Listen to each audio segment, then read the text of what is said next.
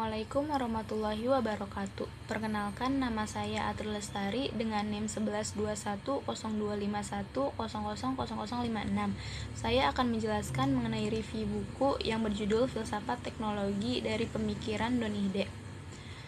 Don Ihde adalah seorang filsuf yang merupakan pengikut pemikiran Martin Heidegger, seorang filsuf eksistensialisme yang terkenal dengan kajian ontologis.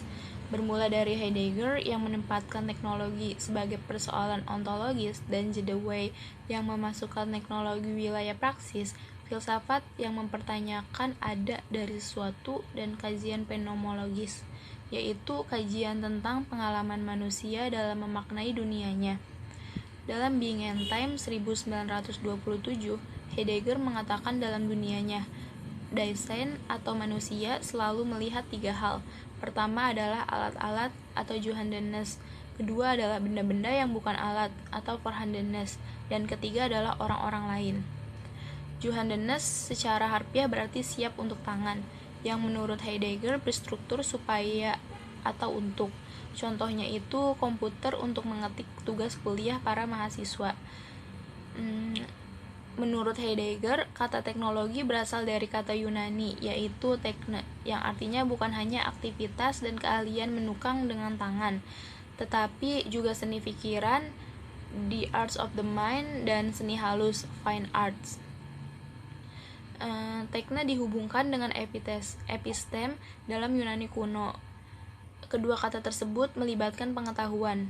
Tekne melibatkan pengetahuan praktis, sedangkan epistem melibatkan pengetahuan teoritis yang eksak atau pasti. Heidegger juga berpendapat bahwa esensi teknologi bukanlah berciri teknologis, namun terletak dalam bagaimana pembingkaian yang dilakukan manusia, yaitu orientasi kita terhadap alam yang bersifat merekayasa dan manipulatif, seperti dalam analisis tentang alat. Pembingkaian menurut Heidegger adalah cara penyingkapan yang mendominasi esensi teknologi modern. Heidegger juga mengatakan bahwa manusia juga bisa dilihat sebagai persediaan, yaitu sebagai sumber daya manusia. Namun, manusia mempunyai pendiriannya sendiri karena manusia bisa mengatur dirinya sendiri dan masuk dalam posisi bisa mengatur alam. Selanjutnya, pemikiran mengenai teknologi kemudian dilanjutkan oleh Don Ihde. Beliau merupakan filsuf asal Amerika Serikat. Secara khusus, perhatian Ihde dalam ranah filsafat teknologi dimulai dalam bukunya yang pertama, tentang teknologi yang ia tulis di tahun 1979 dengan judul Techniques and Praxis, A Philosophy of Technology, yang mana dimulainya dengan penekanan pada materialis dan kekonkretan alat-alat teknologi serta penjabaran bentuk-bentuk relasi manusia dengan teknologi. Dan selanjutnya, karya-karya Don Ihde ini lebih berkonsentrasi pada ranah filsafat teknologi. Dalam bukunya Technology and the Life World, From Garden to Earth, 1990, Don Ihde menegaskan bahwa manusia tidak dapat hidup dalam suatu taman yang non-teknologis, karena di atas bumi manusia merupakan makhluk yang secara inherent teknologis. Dunia non-teknologis tidak mungkin ada dalam kenyataan dan hanya mungkin dalam teori saja. Selanjutnya, saya akan menjelaskan mengenai filsafat teknologi dan filsafat sains. Filsafat teknologi merupakan cabang filsafat kontemporer yang memandang teknologi sebagai fenomena penting dan perlu direfleksikan secara mendalam. Pada tataran epistemologi, filsafat teknologi memunculkan persoalan tentang sifat teknologi. Bagian ini akan membahas perkembangan sejarah filsafat sains dan filsafat teknologi. Ada beberapa poin dalam filsafat sains dan filsafat teknologi. Poin yang pertama yaitu filsafat dan sains. Pada abad ke-8, pengetahuan disimpan dalam kebudayaan Islam, mulai abad pertengahan. Filsafat lebih bersifat teologis. Semua pemikiran diarahkan pada Allah sebagai yang mutlak. Namun pada kurun waktu ini pula terjadi revolusi teknologis berupa pembangunan katedral-katedral yang besar dan mengagumkan. Pembangunan tersebut dapat terlaksana berkat adanya mesin-mesin pengangkat batu dan para ahli bangunan yang handal. Selanjutnya, pada masa Renaissance, minat terhadap budaya dan pengetahuan Yunani Romawi bangkit kembali. Dunia Barat mulai memperoleh pengetahuan Yunani Romawi lewat tokoh-tokoh Islam yang sudah menerjemahkan karya Yunani ke dalam bahasa Arab. Filsafat alam mulai dibedakan dari filsafat. Pada zaman modern, filsafat dibedakan dari sains. Filsafat berhubungan dengan hal-hal metafisik, sementara sains berkaitan dengan hal-hal fisik. Menurut Ihde, setelah sains dan filsafat berpisah di zaman modern, yakni pada abad ke-19, sains berkembang pesat dan masuk ke berbagai bidang terapan yang lantas memicu revolusi industri. Hal tersebut terlihat dari misalnya fenomena medan magnet yang menghasilkan teknologi listrik dan selanjutnya mempengaruhi perkembangan teknologi. Sedangkan sebaliknya, filsafat mengalami kebuntuan karena para pemikir non-Kantian dan non-Hegelian yang mendominasi pemikiran filsafat pada waktu itu hanya berkutat untuk mengembangkan sistem tafsiran metafisik yang luas dan mengasingkan diri dalam menara gading akademis. Selanjutnya, pada abad ke-20 muncul teknologi tinggi. Sains beralih menjadi teknoscience yang artinya bahwa sains dan teknologi bukanlah dua wilayah yang terpisah, melainkan dua bidang yang saling berhubungan. Teknologi modern menjadi sangat berbeda dari teknologi tradisional. Alat-alat teknologi yang canggih diciptakan. Salah satunya ialah komputer yang mampu mengerjakan banyak hal yang tidak dapat dilakukan oleh manusia. Selanjutnya, poin yang kedua mengenai filsafat dan teknologi. Teknologi berkembang dalam budaya Romawi Helenis berkat sifat elektik, yakni memilih-milih apa yang baik dari budaya lain dan menerapkannya dalam budaya sendiri. Budaya Romawi Helenis bersifat lintas budaya dan zamannya pun multikultural akibat perdagangan yang berkembang maju hingga ke berbagai pelosok dunia kala itu. Pada abad pertengahan, meskipun filsafat sibuk dengan teologi dan tidak berkaitan langsung dengan teknologi, teknologi cukup berkembang, terbukti dengan adanya kincir angin, menara, dan gerbang gereja. Para penciptanya meminjam dan mengadaptasi budaya dari luar. Kincir angin yang memanfaatkan tenaga angin ataupun air diambil idenya dari roda doa India. Sementara gerbang-gerbang tinggi dalam bangunan gereja diambil dari Timur Tengah. Pada zaman Renaissance, teknologi mulai mempenetrasi kebudayaan di Eropa lebih dalam. Leonardo da Vinci banyak melukis desain-desain mesin, sedangkan Galileo Galilei menciptakan teleskop berdasarkan pengetahuannya tentang kaca dan lensa. Galileo, sebagaimana diungkapkan Don Ihde, merupakan orang Eropa pertama yang membuat sains mewujudkan diri secara teknologis dengan penggunaan instrumen dan alat-alat eksperimen. Galileo bukanlah seorang spekulator seperti filsuf Yunani yang hanya bergulat dengan teori, melainkan prototipe bagi teknosains. Filsafat kian kokoh dalam periode metafisika. Teknologi mengalami kejayaannya pada era revolusi industri melalui mesin-mesin besar yang diciptakannya. Sains mencapai kegemilangannya dan ini berhubungan erat dengan teknologi. Contohnya pada mesin uap. Hukum termodinamika ditemukan bukan pada masalah alam, melainkan dalam masalah yang dihadapi ketika menjalankan mesin uap. Selanjutnya, fenomena tersebut melahirkan refleksi filosofis mengenai teknologi yang berbeda dan dimulai oleh Karl Marx. Penggunaan teknologi dalam dunia perang dunia seperti bom, atom, dan radar deteksi musuh menambah keprihatinan tentang pengaruh teknologi dalam kehidupan manusia. Teknologi pada dirinya sendiri tidak memiliki efek kecuali ketika berada di tangan manusia. Hanya di tangan manusialah teknologi menjadi tidak netral, karena alat digunakan oleh manusia untuk tujuan-tujuan dan kepentingan tertentu. Misalnya untuk praktik kekuasaan. Dengan kata lain, teknologi sendiri bersifat netral dan hanya menjadi tidak netral apabila digunakan oleh manusia. Contohnya itu, sepucuk pistol pada dirinya sendiri adalah netral, namun di tangan manusia ia menjadi sebuah senjata yang membunuh.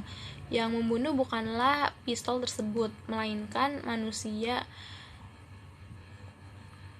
Menurut Ihde, teknologi tidaklah netral, artinya teknologi sebagai mediator antara manusia dan dunianya, mengubah pengalaman manusia mengenai dunia. Ide juga berpendapat teknologi menjadi tidak netral akibat kekuasaan manusia.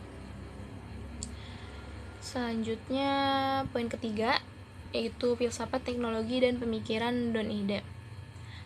Don Ihde merupakan salah satu pemikir penting di bidang filsafat teknologi kontemporer. Beliau adalah profesor filsafat terkemuka di bidang filsafat serta dekan humaniora dan seni di State University of New York, Stony Brook, Amerika Serikat. Ihde mengkaji filsafat teknologi dan filsafat sains dengan minat khusus pada teknologi pencitraan atau imaging technologies. Selain itu, ia juga melakukan penelitian di bidang persepsi antar budaya dan pola budaya plural.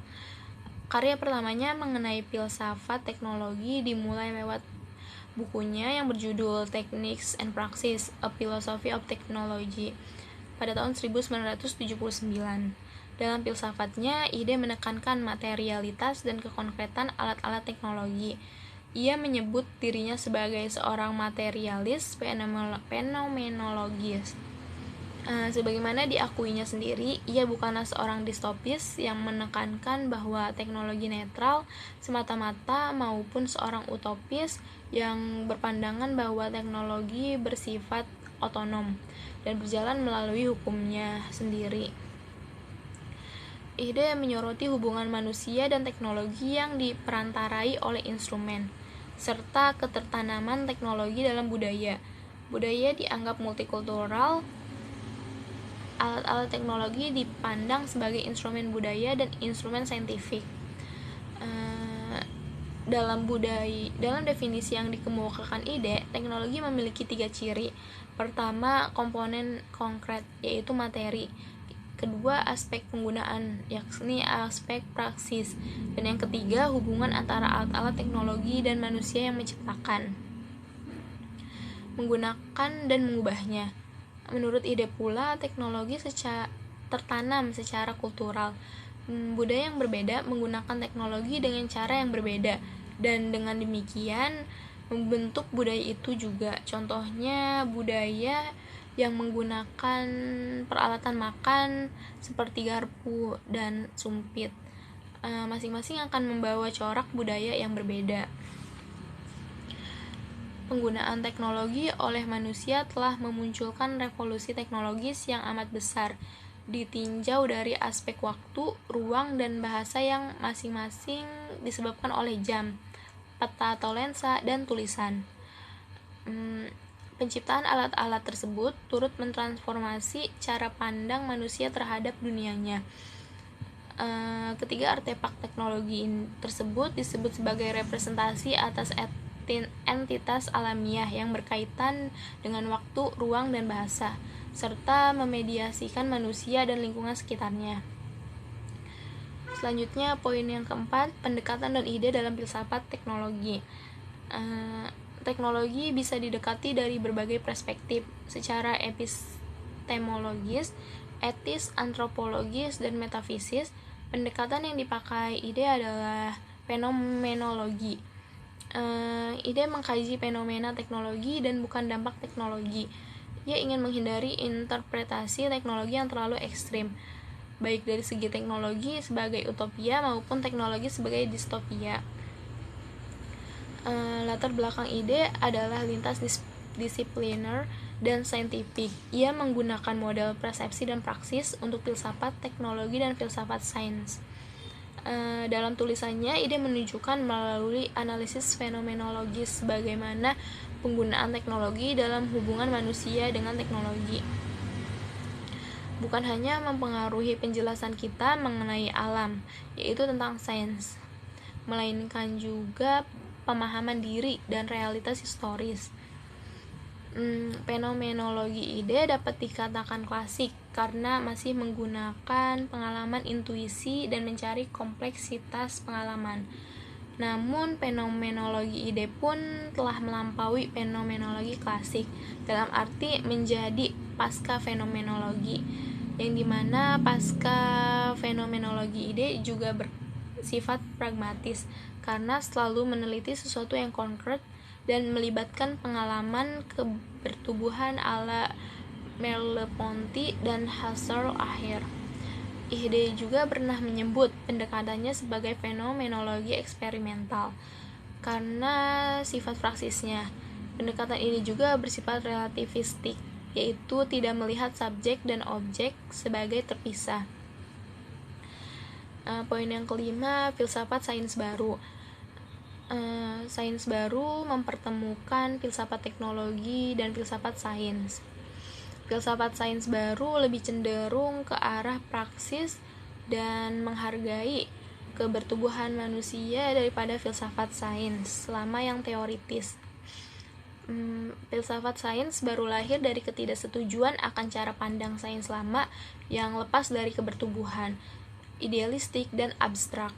Filsafat sains lama cenderung teoritis dan konseptual, sedangkan filsafat sains baru lebih konkret, praktis, perseptual, dan menumbuh. Tokoh-tokoh yang termasuk aliran filsafat sains baru diantaranya adalah Karl Popper yang menempatkan sains dalam komunitas pribadi yang saling berkepentingan, dan Mikhail Polanyi yang memperkenalkan tacit knowledge dari dimensi praksis, persepsi dan pengetahuan melalui tubuh. Selanjutnya poin yang keenam mengenai hubungan antara filsafat teknologi dan filsafat sains. Cara berfilsafat sains dan teknologi mungkin dipengaruhi oleh cara kita memandang hubungan antara sains dan teknologi. Teknologi sering dikatakan berasal dari sains. Jika hal tersebut benar, semua masalah global yang berkaitan dengan krisis lingkungan teknologi dapat diselesaikan dengan cara kembali pada sains karena teknologi merupakan aplikasi dari sains. Menurut ide, irisan atau interface antara filsafat sains dan filsafat teknologi adalah realisme instrumental. Artinya bahwa kenyataan dilihat secara nyata melalui instrumen, aktivitas eksperimen, dan secara lebih luas dalam konteks praksis dan persepsi. Selanjutnya yang ketujuh, perbandingan pemikiran ide dengan pemikiran Heidegger. Ide mengambil pemikiran Heidegger II mengenai kemendahuluan teknologi daripada sains karena ide tidak percaya teknologi merupakan terapan dari sains. Bagi ide, teknologi dan sains berasal dari induk yang berbeda dan berkembang melalui jalannya masing-masing. Teknologi dan sains bertemu dalam penggunaan instrumen dan secara lebih luas lagi dalam dimensi praksis persepsi. Tetapi Heidegger mengatakan bahwa teknologi secara ontologis lebih dahulu daripada sains, tetapi secara kronologis lebih kemudian. Akan tetapi, menurut ide, teknologi secara ontologis dan kronologis sekaligus lebih dahulu daripada sains. Sebagaimana Heidegger, ide juga mendahulukan praksis atas teori, karena bagi ide, praksis menjadi dasar bagi hubungan manusia dan dunianya. Sekian penjelasan dari saya, kurang lebihnya mohon maaf. Wassalamualaikum warahmatullahi wabarakatuh.